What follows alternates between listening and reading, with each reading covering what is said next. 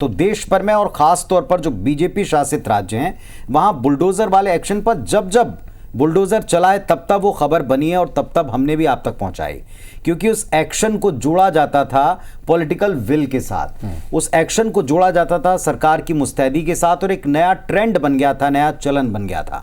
बहुत सी याचिकाएं कोर्ट तक पहुंची, माननीय सुप्रीम अदालत तक मामला गया और अब इस पर एक फैसले ने नई तकरार छेड़ दी। तो देश भर में खासकर बीजेपी रूल्ड राज्यों में बुलडोजर एक्शन पर सुप्रीम कोर्ट आज सख्त नजर आया है। सुनवाई करते हुए कोर्ट ने कई अहम बातें कह दी हैं, टिप्पणियां की हैं और सबसे बड़ी टिप्पणी यह थी कि किसी के आरोपी होने के आधार पर उसका घर गिरा नहीं सकते, दोषी हो तब भी ऐसा नहीं किया जा सकता।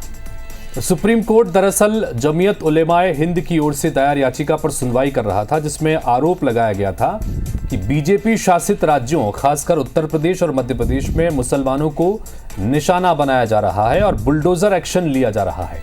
कोर्ट अब इस केस की सुनवाई 17 सितंबर को करेगा।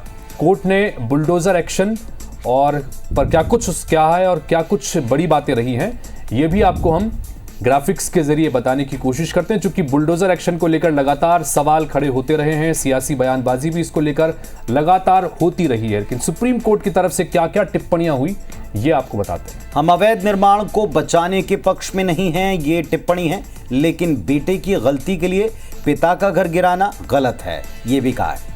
और ये कार्रवाई का सही तरीका नहीं है, ये भी कहा। हम पूरे देश के लिए गाइडलाइन जारी कर सकते हैं, बिना नियम कानून के आरोपी का घर नहीं तोड़ सकते। इसके अलावा भी और कुछ कहा गया। सुप्रीम कोर्ट के आदेश पर वरिष्ठ जो वकील हैं विवेक तन्खा, उन्होंने अपनी प्रतिक्रिया भी दी है और जाहिर है कि इस प्रतिक्रिया को सियासी अर्थों में भी लिया जाएगा, क्योंकि पॉलिटिकल दल से वे जुड़े हुए हैं। लेकिन इस पर क्या कमेंट्स आए, जाने से पहले देखिए विवेक तन्खा ने क्या कहा। सुप्रीम कोर्ट ने यही बोला कि देश में बुलडोजर राज नहीं चल सकता, देश में कानून का राज चलता है, बुलडोजर का राज नहीं होता है। और किसी को या किसी सरकार को ये अधिकार नहीं है कि आपने किसी का एफआईआर दर्ज की तो उसका घर तोड़ दो। ये तो आप सजा होने के बाद भी नहीं कर सकते हो। ये कानून में कहाँ लिखा है? सीआरपीसी में, आईपीसी में कहाँ लिखा है? हालांकि इस पर पहले भी डिबेट कई बार छिड़ी और हर बार तर्क दिया गया कि उनके अवैध हिस्से को गिराने के अधिकार तो पहले से निगमों के पास में रहे, लेकिन अब इस पर उत्तर क्या आता है, प्रतिक्रियाएं क्या आती हैं, इसका इंतजार फिलहाल करेंगे।